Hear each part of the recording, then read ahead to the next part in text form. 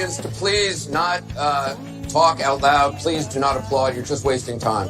Aye, aye, Admiral Butthead. So don't mess with me. I think you should let me run the country. You run CNN. I pray for the president all the time. Ugh, back to the lock with you, Nessie.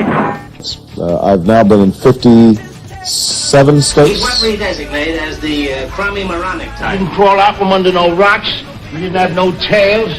We didn't come from monkeys. You wait till you stick pinko meat in. Donald Trump no longer has the capacity to break my heart. I'm not pissed. You've seen me pissed. This is way, way beyond pissed. Now it's a party! Don't try to be funny, will you, meathead?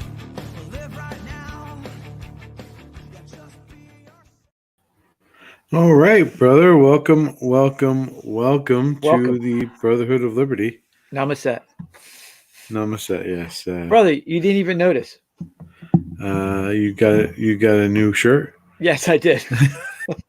And it's coming out of the budget, so I'm deducting it. Okay, all right. You, management, would not provide me my own.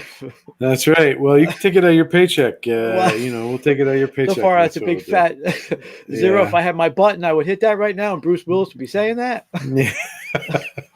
Yeah, well, we haven't gotten the button thing down yet, but we will. Well, don't worry, brother. We will.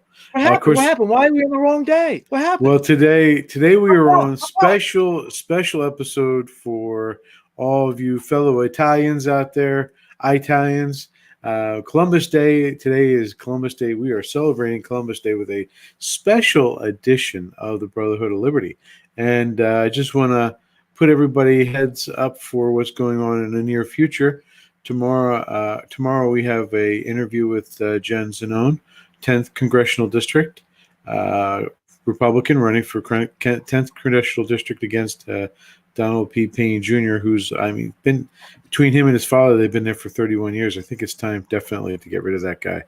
But and also later on this week, we're going to have another set of candidates from Newton. Little Peg, also known as the former Miss Newton, Peggy Baldini, and her running mate, Dr. Ludmilla the competent Baldini. The competent Baldini. The completely competent, and a fighter for the taxpayers of Newton. There are younger competent Baldinis, but she's the older one. And also, of course, Wednesday night, and I'm going to put this up on. I'm going to share this. We have on Wednesday. This Wednesday, we have. Let's see, where is it? October 14th. October 14th, we have there's a New Jersey for Trump grassroots rally. I encourage everybody to go. It's between 5 and 10 p.m. I'll be there. Little Peg will be there, and so will a handful of other patriots. There's going to be hopefully thousands of patriots there. So this is a big event. It's at Skyline Stadium in Augusta, New Jersey. It's right there where 15, 206, and 565 come together. So I encourage you to come take a look at it. This is going to be a big event. We have a lot of speakers who are going to be there, or I shouldn't say I do because I'm just trying to do the video. But I know that the NJ for Trump rally people, are working very hard to get a lot of good speakers. You can see them listed right there on the screen right now. If you want to go to check it out, njfortrump.com. You get yourself it's a free admission, but it'd be nice to know how many people are going there. So if you could fill out the Eventbrite information, that'd be great. A lot of local people, but also a lot of people coming from far away. So I'm hoping that we'll be able to see a good turnout there, John. It'd be great to report on it. I'll be there reporting on it and also providing some streaming services. So having said that, that is the event. You can see it's already got a lot of information going on about this, and it's got a lot of attention. So let's go on what we're going to talk about today. Today I'm going to finish up my updates. After I finish up the updates, we're going to discuss, brother, you have your Columbus Day. You want to do that first or last? I'll do that. And then I'll do my China Watch. I'll do my China Watch. And then lastly, John, you'll finish up with? Some McCluskey. Oh, that's right. The St. Louis McCluskeys and how they just have their issues still going on. They're still being persecuted for being gun owners. All right, so let's. All right. So we have. I wanted to bring attention. First thing, it's a real simple one. I think this is actually something we should let Joe Biden say himself. I have a quote from Joe Biden that I'd like to share with everybody. Sir, I've got to ask you about packing the courts. And I know that you said yesterday you aren't going to answer the question until after the election. But this is the number one thing that I've been asked about from viewers in the past couple of days. Well, you've been asked by the viewers who are probably Republicans who don't want me continuing to talk about what they're doing to the court right now. Well, sir, don't the voters deserve to know No, where they you don't. stand? I'm not going to play his game. So you can see, John, that Joe Biden is actually somebody who can't do more than one thing at once. So can't talk about packing of the courts and what he feels the Republicans are doing to the court system. So it's amazing that this guy, I feel like we're at Obamacare once again, where we can't know what's in the bill until we pass it, and we can't know what Obama 2 will do until he gets elected. So I think this is typical of what Democrats do in general when they don't want to speak to the truth that they're feeling. The fact that he doesn't want to talk about it is simply because he wants to pack the court. He will do anything they can, as you well know, to take control and keep control of the courts. Having said that, do you have a comment, brother, before I move on to my next? James, I think this is actually good news because you constantly hear about how the Democrats are in ascendancy. Trump has no chance of winning. The entire all 50 states are for Biden's and for the Democrats again and again. Yet they can never just say what they're for. They can never say that they are for fracking. You have to actually go on there and lie and expect their dog-faced pony soldiers in the media and the people smoking crack in the media to cover their lie up, because you just can't say. If they could, if we lost this country, if the country was gone, if the country wasn't America anymore, then they could just come out and say, "Oh, the Green New Deal is the best thing in the world. And that's what I'm going to run on. Oh, fracking is great. It's horrible. We're going to end all cars. You're not going to be able to drive your cars. We're going to raise the taxes. You commie mommies and your SUVs, we're going to take them away from you because you don't deserve them. You know, and we're going to get our way, or kill not only babies all the way up to the end, but we're going to kill them after you have the baby. And we're going to kill the old people too. But they can't, because America is still America. This is great news in one sense, although it's despicable that this clown has been able to, this bozo the clown has been able to be this close to actually winning a presidency and be put up by a party. But it just goes to show you, well, what I was saying before, we got to bring back exiling and the penalty where you do certain things, you're out, just like the old Romans used to do. The worst penalty is that you could do to a real Roman citizen was exile them. And these people need to be kicked out of the country for a while so they see what life is like in the real world, and then maybe they'll have some respect for our constitutional system. But Definitely. That was my brief comment on that. So it's great that you said that, because I want to bring up another part of the media outlet. This is Fox News with Chris Wallace on his Sunday show. So please, I'll just let the audience make their judgment. That actually joined ranks with the House Speaker Nancy Pelosi and the Democrats. But there is one other topic that you probably didn't hear a lot about, and that is a meeting that didn't happen with the White House Chief of Staff, Mark Meadows. He tried to have a conversation with Nancy Pelosi about a possible coronavirus spending bill. A lot of people still hurting out there, Chris, but the speaker was too busy to talk. Chris? Kevin Corke reporting from the White House. Kevin, thank you. And joining us now. Notice, John, notice that the Kevin Corke talked about right there, Mark Meadows trying to have a conversation with Nancy Pelosi and how much we're struggling in America, and about the coronavirus, and about how relief bill it's on hold. We're supposed to be getting $1,000 each on hold, and my Trump money. My Trump money's on hold.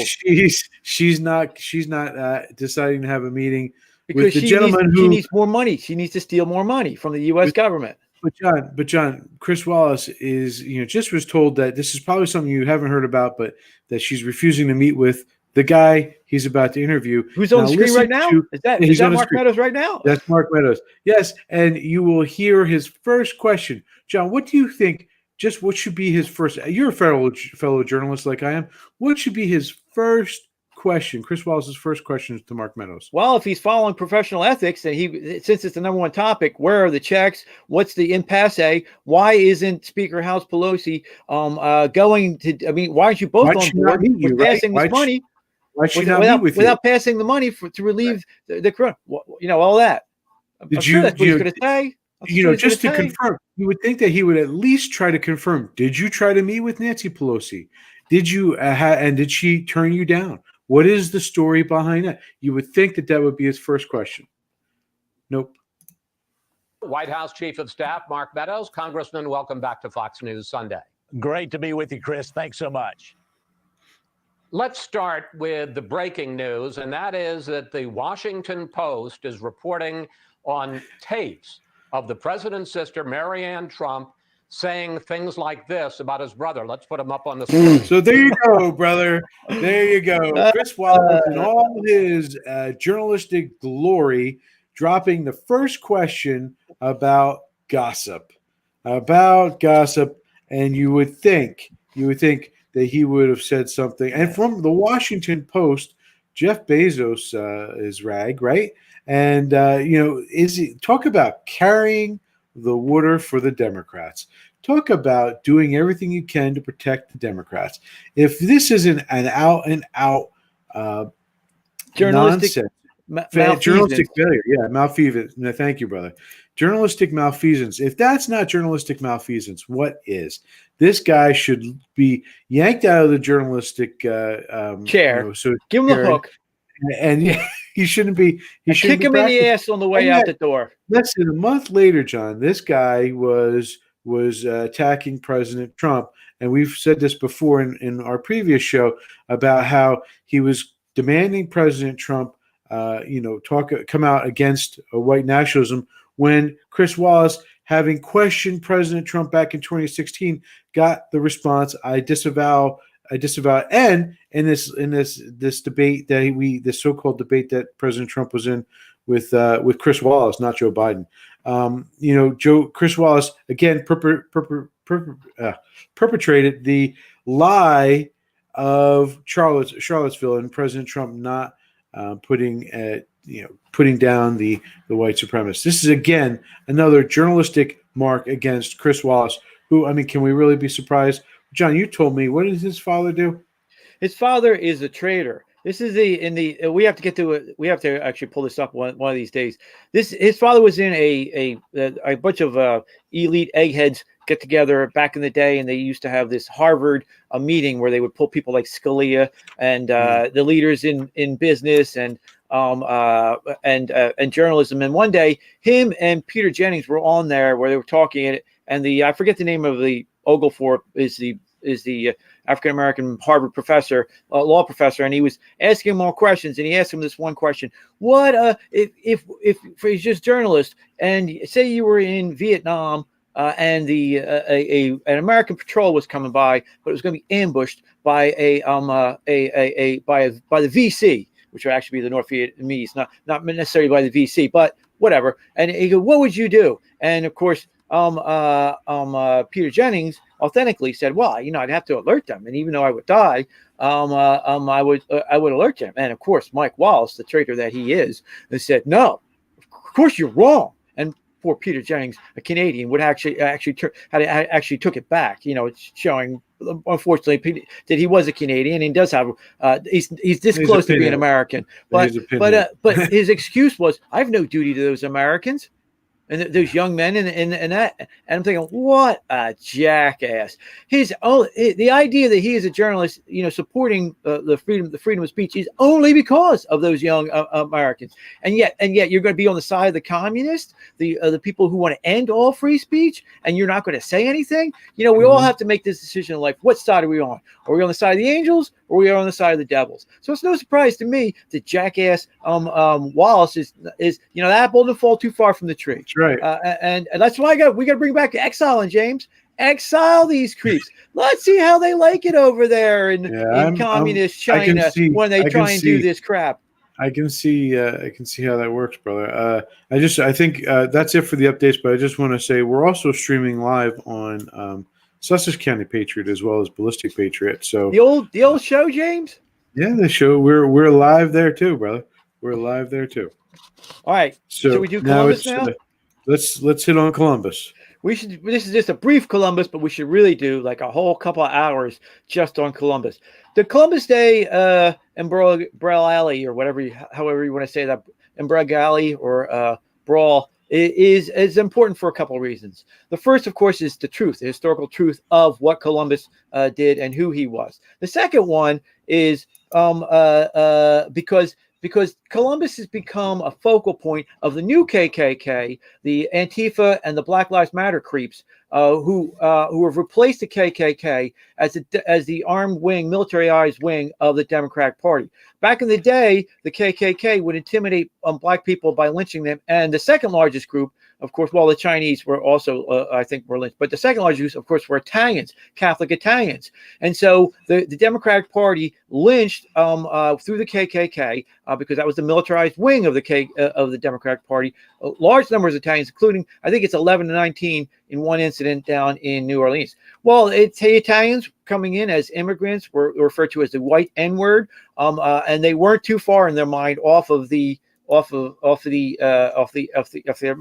Americans. So Columbus became a way that the Italian community validated their contribution to to America. Now they did way more than that. Just like the Chinese, they built a lot of the railroads. Just like the Irish, they were digging a lot of ditches. And you used to call Italians guineas because they work for so cheap. I mean, we've done. And Ballistic Patriot #1, of course.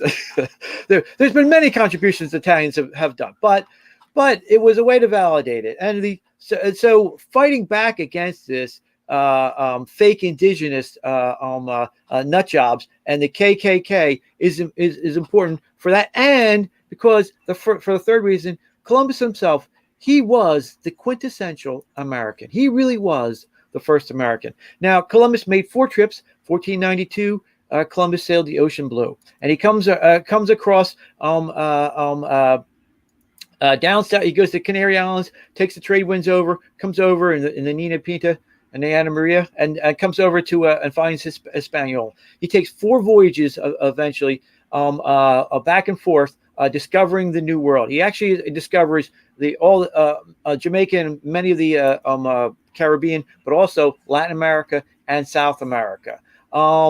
He did it, of course, at a time with no maps, with no way to judge wind speed, with no way to judge the current speed, with no way to with a rude compass, with only an understanding of longitude, of latitude, not longitude, they didn't know how big the world was or any of that. Again, with no maps. And so the idea that these pencil neck creeps that want to badmouth him, people like Howard Zinn, and these other fools who can't even change a tire, let alone sail across an unknown ocean set up a new world, is insane. What kind of basis in reality are they living? Well, they're not. And there's a divorce from reality, that because he was connected to reality was one of the reasons why he was so great and he was who he was. But the controversy stems from basically 3 players. La Casa, who was a priest that came in the next generation, although he saw Columbus when he was a little child, but he was really of the second generation. And then there is Bobadilla, who was the Hidalgo, who was the Spanish lord who put Columbus in chains, and then of course Howard Zinn. From those 3 idiots, we get the fuel that they've used as the fire to badmouth this guy. Now, you can't. I went in there. I did it. I've actually gotten his books. He had 3 sons. Diego, the second Diego, who was his adopted son, who was an Indian, and so much for he hates Indians. And Fernando, who was his young son, who spent a year with him. And I actually went and studied the actual original writings from Fernando, who not only this is super genius, but also set up like one of the medieval world's first libraries. For example, you know, like how we stack books. We don't stack books like this on top of each other. We stack them like this. That's his idea. He started a library to do that. So he was a super genius, just like his father. But so studying the original sources, we find that Columbus was a devout believer in Jesus Christ, and the reason why he did what he did was all to fulfill the dream that God put in his mind. So it was the end of 1492, of course. Around that time, the Islamic states had stopped, had taken back the Holy Land from the Crusaders. The Crusader realms have all been fallen. In 15, a little bit later, about 60 more years, the Byzantine Empire, the Eastern Roman Empire, goes down. And so there's no way to get to the Holy Land. Now, at the end of the century, 1500, it was one of those times where people believed that Jesus was going to come back because it was the end of 1500 year period. And now, before anybody starts going, oh, you know, that's ridiculous and stuff. Well, we all just went through Y2K, and listen, planes didn't fall out of the sky. So at the end of every century, you get one of these millennial type of ideas, and that was going on at the time. Well, he had the idea that if he could just get around the world to the new land, Jesus, you know, the prophecies would be fulfilled, and Jesus would come back, and that was his goal. And one of the reasons when I fell in love with Columbus, when I realized he was a sweetheart, was that one of his letters that he writes there. He writes it. Thank you, God. He writes to Isabella and Ferdinand. Thank you, God, for giving me the wisdom. I mean the will and the skills that I needed to do this job. Now, you think about it, it's so impossible what he did. You know, the trade winds go to America if you go down south. They're blowing from North America to Europe north. But in between's a dead zone where you can die because there's nothing that goes in there. Because he was paying attention and he was who he was, could see where to go. Could see that it was possible by going down to the Canary Islands and going south enough to follow it across. And that and with no maps, he only ran aground twice. Once because he fell asleep and he had to leave his task to other people, and the other time deliberately because on the fourth trip his boat was rotting out from underneath him. Both the boats were rotting out from underneath him, so he deliberately had to run aground on that. But his story is absolutely amazing about his story of discovery and survival. Now, to completely blow out of the water, what happens is this idiot Zinn takes when he lands on Hispaniola, he finds on the first voyage, finds the Indians. He goes ashore and he makes this nice little speech, which reports back to the king and queen. And he writes in there, I find these wonderful, beautiful Indians, and they're so smart and they're so brilliant, and they will make great servants. And then he goes on again and again describing how great these Indians are. Scumbag Howard Zinn, the communist woman molester who spent a career molesting women. It's one of the reasons why he was a communist agent. Cuts it right there, and then lies and says, "Oh, he was saying it by turning them because his goal was to turn them into slaves." Never the case. Now La Casa, the priest that came afterwards, who a lot of the other cuts against Columbus came on. He actually had African slaves. Columbus never owned any slaves, ever. One time he grabbed a bunch of Caribs, which are from the Caribs, is where we get the word cannibal from. Took them back to Spain to be slaves because he couldn't leave them in the islands because they were eating the good Indians. They found a neck, and whatever they want to say, and they found a neck on the stove. If you read the original sources from the doctor that was with him, they found a neck cooking on the stove. Okay, so I said, well, we can't leave these Indians here. These Indians here, they're going to eat the other ones, and so they took them to Spain. That's his sole contact with slavery. Whereas La Casa actually did slave raids, actually was owned slaves. And what's going on here is people, I can't believe that these so-called historians seem to miss this fact. Columbus was low-born, meaning they would call him a commoner at the time. He was self-taught and he was a foreigner. Nobody is going to listen to him except for the people who listen to him on merit. He was dealing with, if you ever watched The Princess Bride, the six-finger men are these Haldegos. These are these low lords of Spain, right? These are the arrogant creeps that are running around in Spain. Well, unfortunately, right, they are. He can't have to deal with these people. He sets them on the island. Now, to blow again the fact that he was anti-Indian. So the first trip he goes back, he leaves 39 of his men there as settlers to set up this camp with Chief Guacamolo, as I call him, because I can't pronounce his name. He comes back, they're all dead. Now he told them, don't go touch the girls and don't kill any of the Indians. He comes back, he finds all his men dead. So he goes to the chief, goes, what happened? And the chief is in his hut. He goes, oh, it's horrible. We were raided by these Indians and I fought. And he goes, well, and I got injured. They killed all your men. And Columbus is going, okay, well, I got my doctor here. Let him treat you. Come on out in the light. And he comes out there and the doctor says, there's no injury to him. He's lying. But Columbus knows what happened because he knows who he's dealing with. He's got these Haldegos. He's got these people that unfortunately won't listen to him. So he does not then kill all the Indians. He winds up adopting King Guadalupe's son, and becomes his third son, his adopted son, who's on with him with 3 of the voyages from that point. So if he was this mass murderer of Indians, you think it would have developed. Now, La Casa himself has got big problems. He's basically only right about geography. He complains about the Cortez and the conquistadors, which are separate and were a completely separate thing. But again, the conquistadors, and I don't want to defend them too much, they had the same problem as U.S. Army did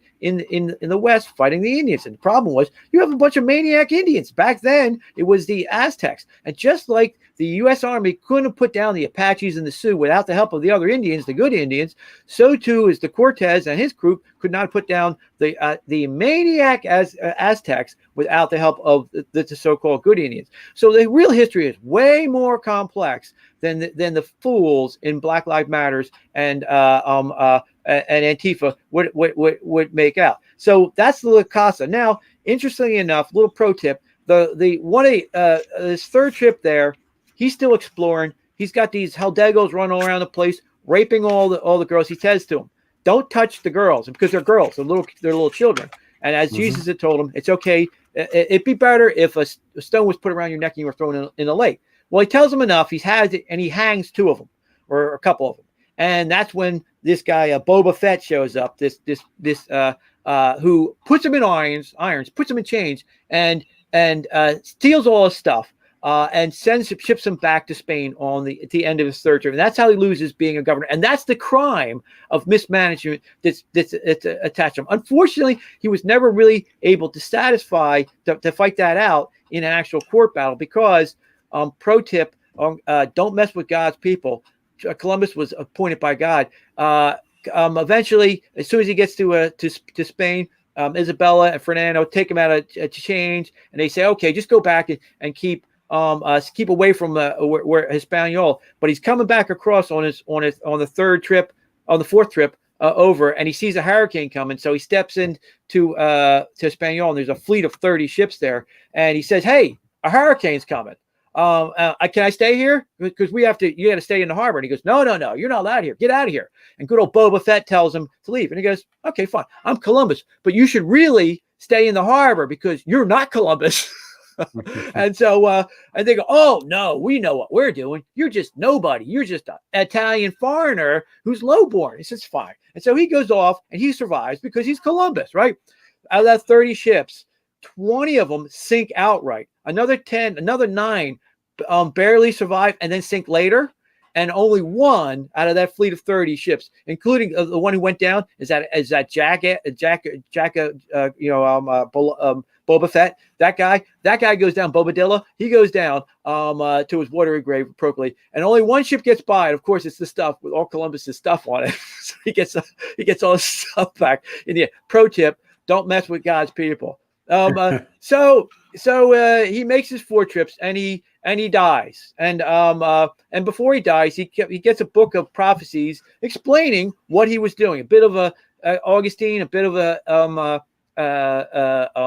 St. Thomas Aquinas, of course, Daniel, Jeremiah, the prophets, where he puts together a book of prophecies to explain why he did what he did, and he was trying to pass on his mission to his sons to find the way to the Holy Land. And the reason why he's such the quintessential American is because again, it's all based on merit. It's not who. It's all based on his own ability. He was a foreigner. He was an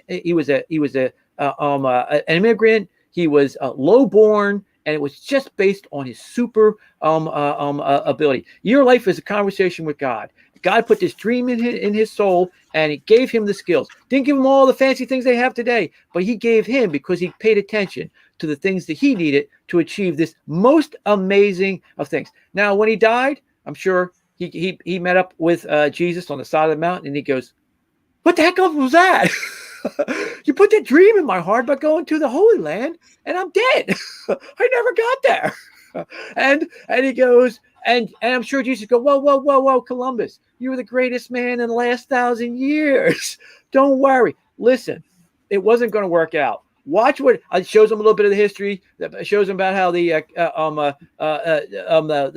Crusaders get their the heads handed to them again and again. The knights and Europe can't get through there for another 100 years, right? He says, "There's no way you were going to make it through, but don't worry, I got this place, right? We're going to," and their national bird, their national animal isn't going to be a lion. It's going to be like a devourer, like England. No. It's going to be the eagle, because the eagle, when it kicks out its children, it soars down and catches them again until they learn how to fly. And that's what was needed. Yeah, we had to spread the word of the gospel to the entire world and create this place called America that's going to be able to bring freedom and the word to the rest of the world. I'm sure Columbus is going, all right, maybe your way is better, but wait a minute, America. And he goes, yeah, Jesus says to him, America Vespucci. Yeah. And he goes, Columbus, yeah, I know him. Yeah, I know that guy, the map maker. Yeah, I couldn't get him in a boat. Why the heck are you calling it? And there's John's joke. What? America? Are you kidding me? Oh, get the heck out of here. Hold your joke. And that's why Columbus is the quintessential first American. All right. But we really got to do it because it is such an amazing story. We got to rewrite the book. One of the things we have to put on the list to do is to write that book, because he is without a doubt a true sweetheart of history and the greatest man in the last 1,000 years. Well, we'll have to do that with one of our upcoming books, John, our pamphlets.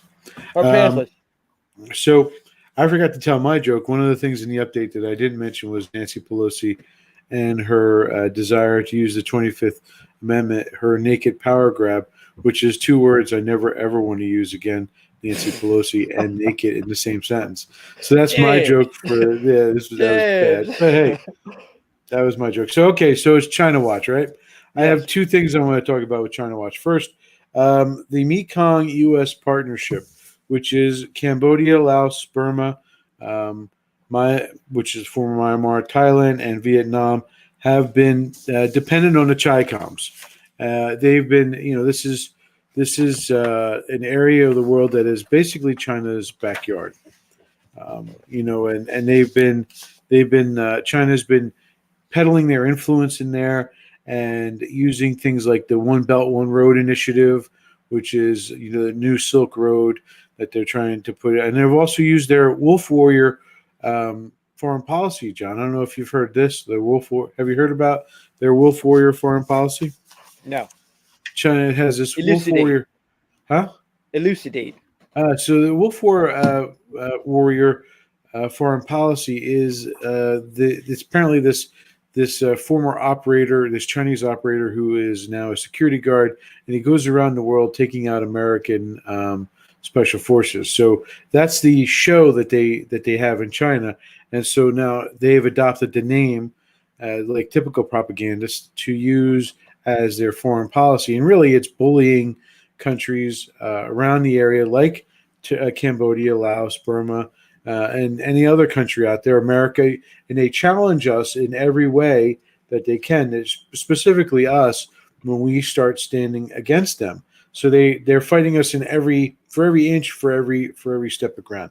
So that's China. But that between that and what is going on with the pandemic, where China has completely gotten a bad rap, and not a bad rap, an appropriate bad rap for what they did to America and to the rest of the world with their China virus, with their Chi-Com virus, all the damage that they've done to the world, all the things that they've done in this in coupling with the One Belt, One Road initiative, which the purpose behind the One Belt, One Road initiative isn't just to connect China to everybody.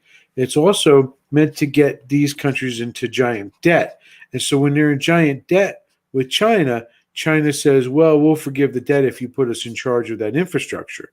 So China is taking control of the infrastructure as well as taking control, these natural resources in that area. This is what they've been doing, and so consequently, they've managed to piss off a good portion of the world, and especially in the area around them. The U.S., with President Trump at the helm, is correctly taken advantage of this and is doing exactly what he needs to do to stand up to China, because they've been destroying our manufacturing for decades, and the Democrats have been allowing them, and some Republicans too.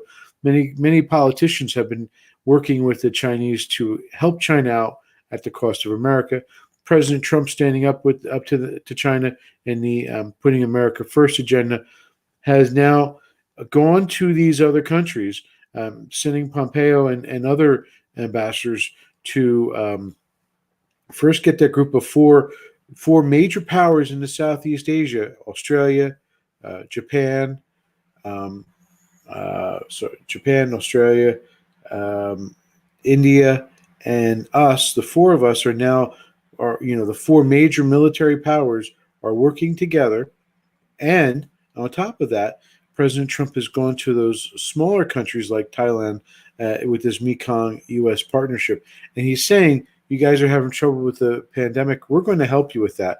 We're going to give you an alternative to fighting, to dealing with the Chinese, because the Chinese are, with these debt traps that they're using, they have decided that they, are going to take over these countries economically. Well, they don't like that. These countries don't like that, and so now the U.S. is giving them a helping hand and giving them a way out, which completely is against China and is infuriating the Chinese leadership, which we can only be glad about. So this is one more step to isolating China from the rest of the world, which is exactly what needs to be done. We need to isolate them because they're Chinese communists, and they are communists who are more interested. They have over 200,000 cameras, surveillance cameras in their country. They have political prisoners that they're harvesting organs from. They rate people based on their loyalty to the country. They are going after the church has now been broken into, those who are, government churches and those who aren't. They've locked up an entire ethnic, the Uyghurs. They've locked up the Uyghurs, and they also concentration camped the Muslims. And now they're going after places like Manchuria, which are starting to stand up for themselves, and of course all the damage that they've done to Hong Kong.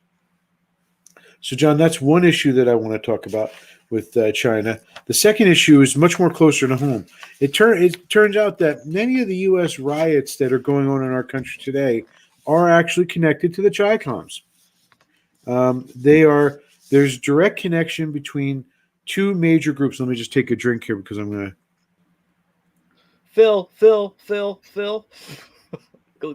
Who the heck is Phil? Just say. Phil who? We don't have a brother named Phil. I would hit a button, but I don't have a button. See? I have no idea how you're going to get a button. So here's the second one. So there's two groups that we have to talk about. The first group is the Freedom Road Socialist Organization, and that's based in Minneapolis, and that's an openly Chinese Chi-Com supporter, not Chinese Chi-Com. They're Marxist. These are the guys who are the trained Marxists. And then there's the other group is the Liberation Road, which has very close ties to the Chinese Progressive Association, which is another one of these organizations tightly tied to the Chi-Coms. In fact, I think one of these has a website, Black Future Lab Project, which is connected to the Liberation Road group. They have a website that's connected to the Chinese Progressive Association. Like, it's actually sponsored by it, and if you check it out, you'll see it. So what do I want to get at? These two organizations, the one that's, first we'll talk about the Freedom Road Socialist Organization, has a mission to fight for socialism in the U.S. and establish a new commie party in the U.S. Their job is to start a new commie party in the U.S. And they have also been working with the where I lost my spot, has a mission to there it is. They're the ones that are connected to scratch that. Let's start over again. Because there's this one thing that I wanted to point out that they have on their website. If I can connect the dots here. All right, so share the screen, and where there it is. Nope, that's not it. Any proof or connection with Dianne Feinstein yet? Yes, not direct. Not direct yet. Not direct yet. No, here it is. You will see that this Freedom Road Socialist Organization, they have a desire to the creation of a new communist party. There it is, based on Marxism, Leninism. This is the Freedom Road Socialist Organization. This is one of the groups that put together the Minnesota and the riots that we see in Tampa Bay, Miami, Jacksonville, Tallahassee, Dallas, and Houston, Salt Lake City, Los Angeles, and Kenosha, where we saw our Call of Duty winner, the 2020 Call of Duty winner. So we have definitely a Marxist flavor to the ideology for the Freedom Road. The Liberation Road is a socialist organization that also has a Marxist flavor to their ideology and is responsible for the Ferguson riots of 2014, if you remember that. They are also very well connected to the Black Future Labs Project, which is sponsored by the Chinese Progressive Association. What this all comes down to, brother, is simple. The powers that be, the media has avoided talking about this. They've used the cover that these groups are, the Chinese Progressive Association is, it's two different organizations. There's one in two different cities, and they're saying that only one of them is connected to the Chi-Coms, which is a complete and utter lie. They're both connected to the Chi-Coms. They're both thoroughly invested in destroying America and creating a communist party. And to put it bluntly, the political secretary for the one group, for the Freedom Road Socialist group, he says that, and his name is Steph Urick, said on Donald Trump's inauguration day that they would be in the streets for the entire 4 years opposing Trump and making the country ungovernable. So the point here is these people who are tied, they're also tied to another group, John. You know what that group is? No, what? The Democratic Party. They're tied to the Democratic Party, and Black Lives Matter is one of the parent organizations to these, is one of the connected organizations to these groups. They are working together to make the country ungovernable, which is exactly what they've tried to do, which is exactly what they've continued to do. And remember, John, for months we heard about how they were peaceful protests and they were being hijacked. That was not the intention. That's clear if you've done your research.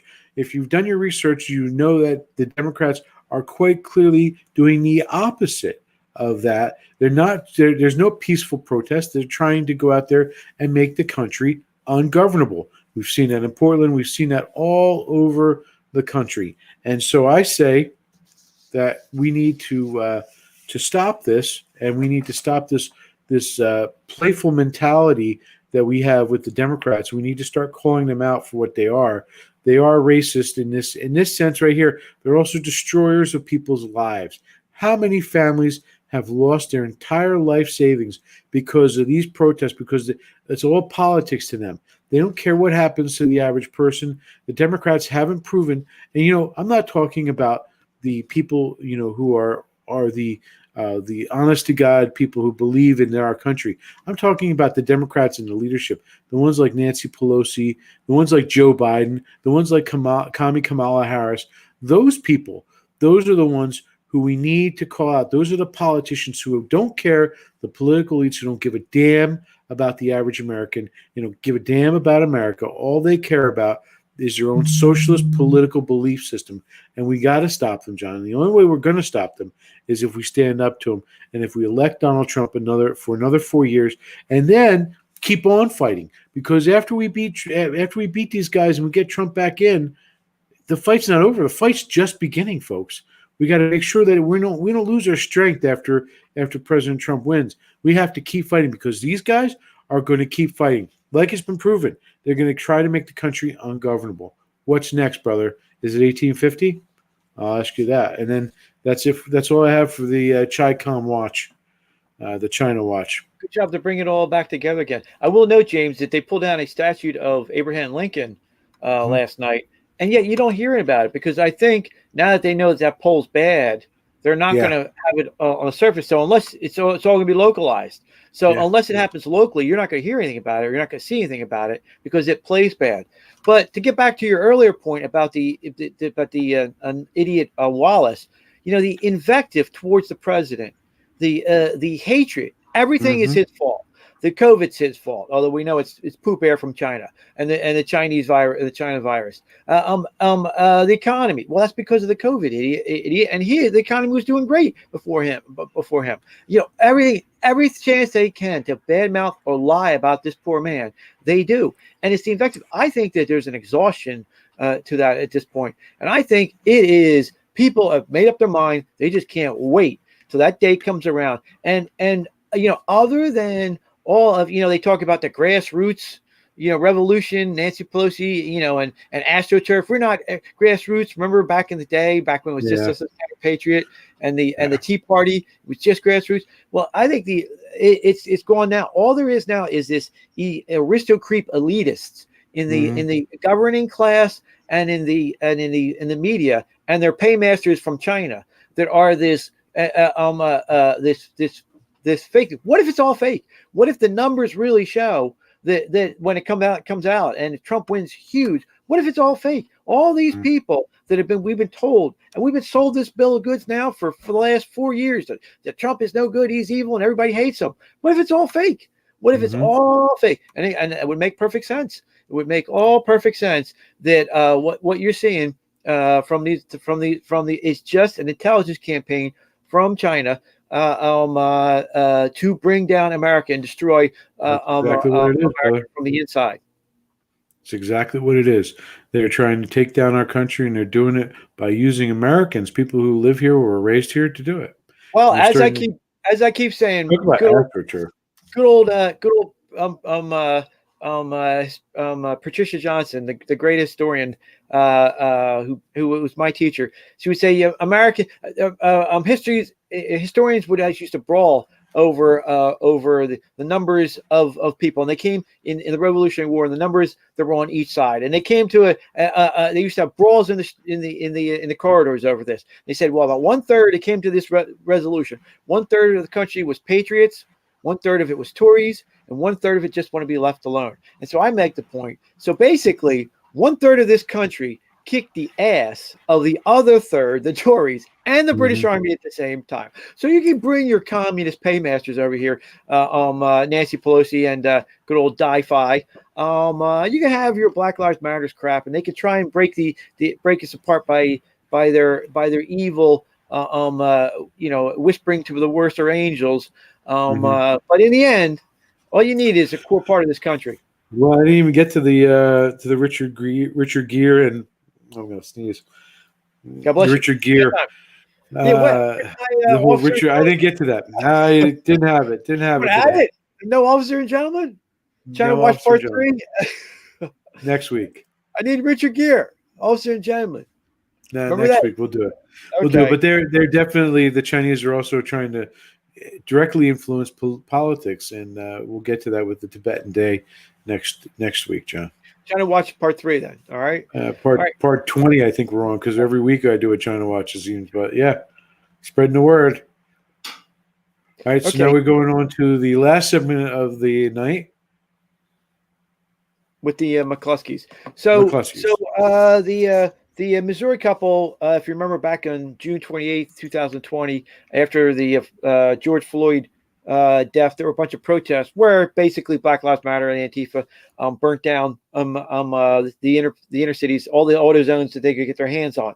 In one of those protests down in Missouri, in the heartland of America, St. Louis, America, one of these mobs, these Black Lives Matter mobs, after burning places in Missouri, broke through a gate on the way to demonstrating at the mayor's house. On the way there was a couple who were rehabbing this house, the McCloskeys, Mark and Patricia. They this is a couple, if you remember, they had the AR-15, and she was running around with a handgun. They had the weapons out. They demonstrated them appropriately. They didn't shoot anybody, even though the crowd was armed. You can make the case that they were definitely.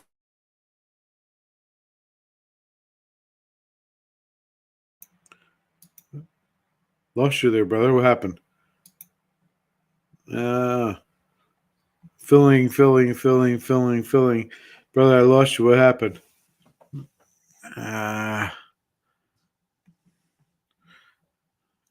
Let's see what's going on here. We are still live, and I do not have my brother. So, yeah, I think he was going to talk about how they had been made to. They had been indicted through the system. Let's see if he's available. Brother, we lost you. Where are you at?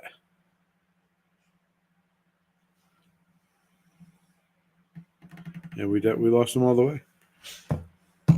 He must have a low signal, and so I guess that's our show for tonight. If he comes back, I will see if I can get him on the phone real quick.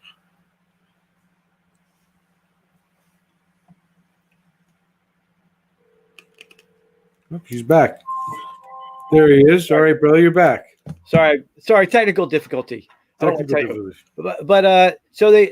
McCloskeys were defending their property. They actually the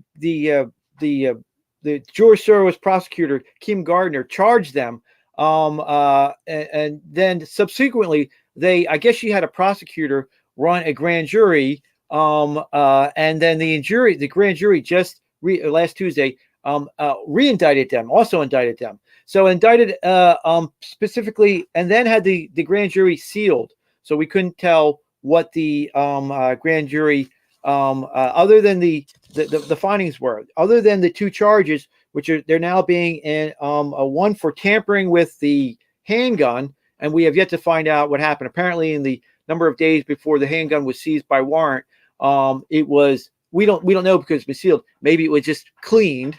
But they're saying it was just tampered because of whatever happened from when she used it to when they seized it. And of course, and I get this from because the protesters feared to be injured because Patricia McCloskey's finger was being on the trigger, coupled with her excited demeanor.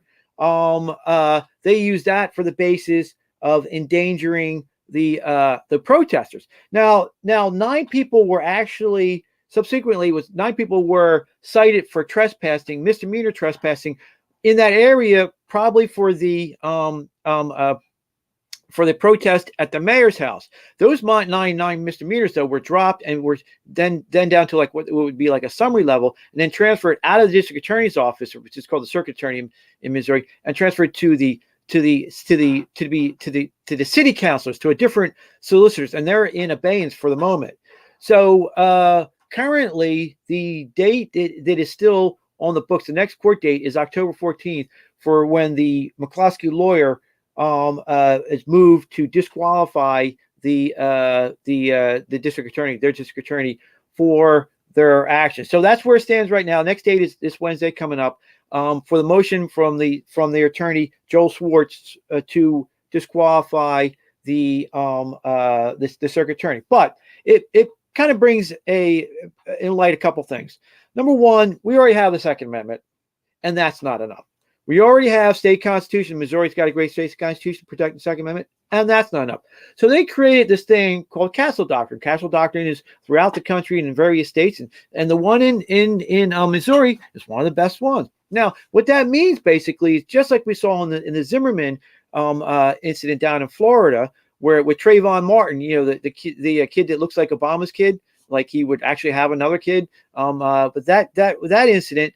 The Castle Doctrine means a couple things. It means a strong one like Missouri's, not like the weak one like Pennsylvania's, but a strong one means that, number one, you don't have to retreat. There is no duty to retreat. And number two, it doesn't have to be raised as an affirmative defense. What that means is if you, for an affirmative defense, you would have to go through the process of a trial. And then after the Commonwealth proves the case, then you raise a defense. And then that affirmative defense is not proven beyond reasonable doubt by being sufficient by the government, then you win. But you still have to go through this trial. So they came up with the idea of Castle Doctrine, and in strong states like Missouri, they would have it. So technically, by law, everything we saw in the video, they were, number one, didn't have the duty to retreat. They were at their house, and they didn't shoot anybody, and everything they did was appropriate. And as an affirmative defense, there should be no prosecution, zero prosecution. And yet that's not enough. So what do we need? We apparently need another law against mobs. But you know what? We could have another law against mobs saying it's okay that you have no duty to retreat to mobs, saying it's okay to brandish weapons, and it's not going to be enough. Why? Well, because the problem is in the system. The problem is the law we really need is that when you violate the simplest Second Amendment by charging somebody like that, you know what? You deserve to pay twice to 10 times whatever they pay. If there was a consequence to this George Soros attorney, district attorney, if there was a consequence to these cops serving that warrant, stealing their weapon in the middle of a pandemic and riots, then maybe if they were facing whatever they were charging times 2 or to times 10, maybe they would care about what they would do and they would actually follow the law. As it is now, McCloskey's Second Amendment done by the Founding Fathers wasn't enough. The state constitution's Bill of Rights wasn't enough. The Castle Doctrine and all the movement, the grassroots movements where our fellow brothers and the ballistic patriots throughout the country came up with the Castle Law, that's not enough. When will it be enough? It will never be enough until these creeps like Kim Gardner and company are sitting, and the cops who served that warrant and filed that affidavit with their name on it, because district attorneys can't do that. It has to be signed off by the police officer. Those creeps, until they're sitting in the jail cell, until they're facing a trial, until they're facing their life ruined, until they're facing civil consequences for that, we're just going to see the same. We can write our laws, and they're just not going to follow them. They just don't care because they can get away with it. And again, we'll keep an eye on it. The Ballistic Patriot will keep an eye on it, of course. We'll see what's going on. But it's at some point, the state attorney general could grab the whole case. I mean, he wrote the most beautiful brief describing the benefits of Castle Doctrine. Just grab the case and say, you know what, we're not, and prosecute her. Prosecute this Kim Gardner creep for abusive process and malicious prosecution and deprivation of civil rights. But some people talk the game. Some people just walk the game. Trumpy walks the game. So, brother, how do we push back? How do they go after those prosecutors? Is there some law that can be created that takes away, because they have? Don't they have that's the immunity? problem. Now Trumpy wins. Maybe he'll get a federal prosecutor, because just like in the Rodney King case, Rodney King, there are federal prosecutors. I met one once.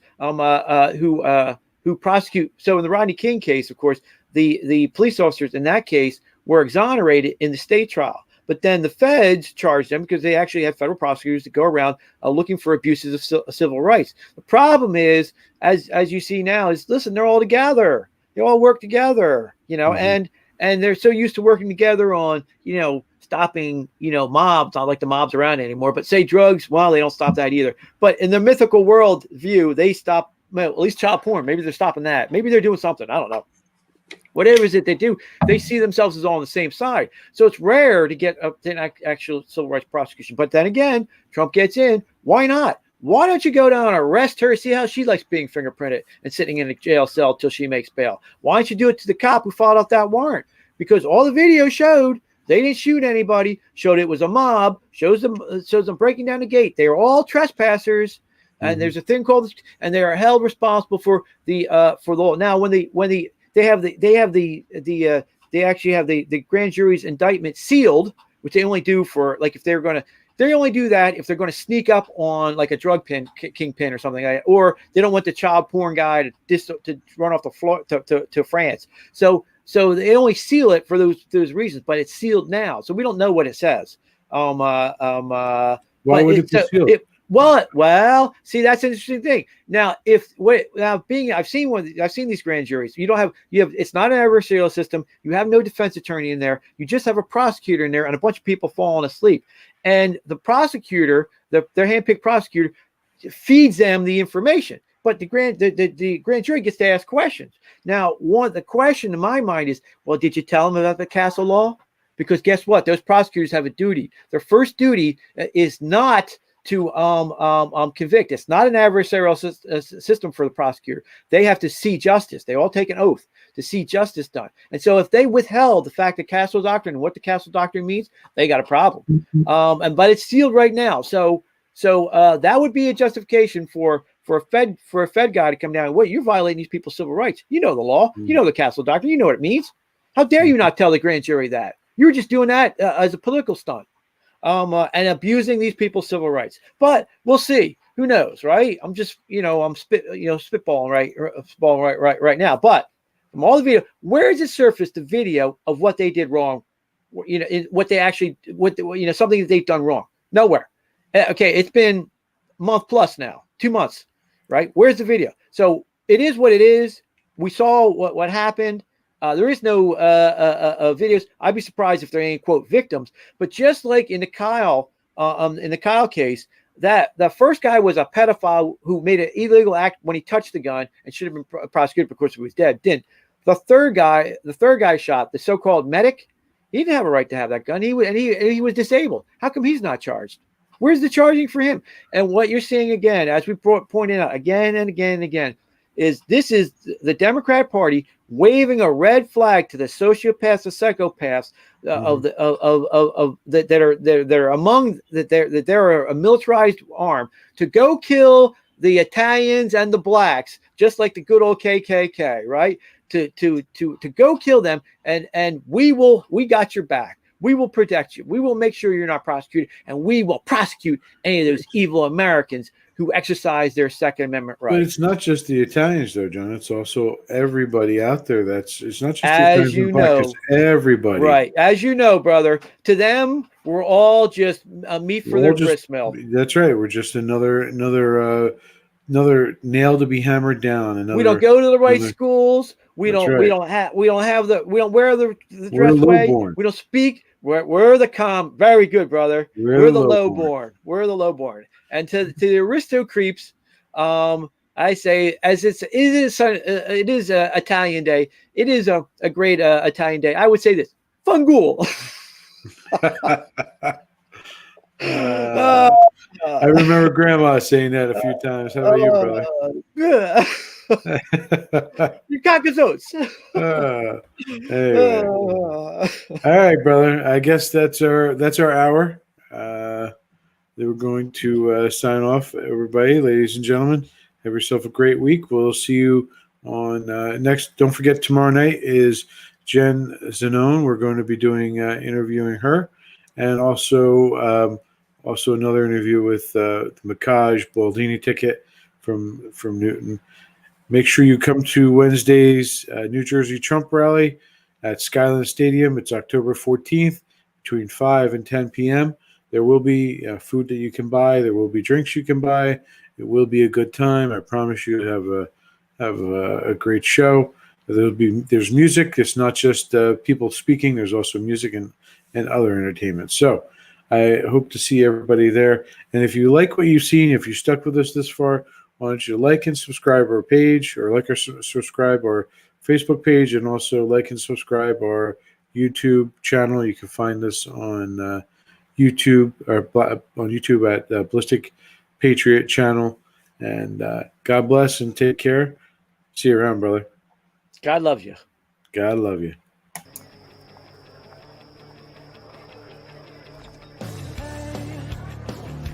We want to remind the audience to please not talk out loud. Please do not applaud. You're just wasting time. Aye, aye, Admiral Butthead. So don't mess with me. I think you should let me run the country. You run CNN. I pray for the president all the time. Ugh, back to the lock with you, Nessie.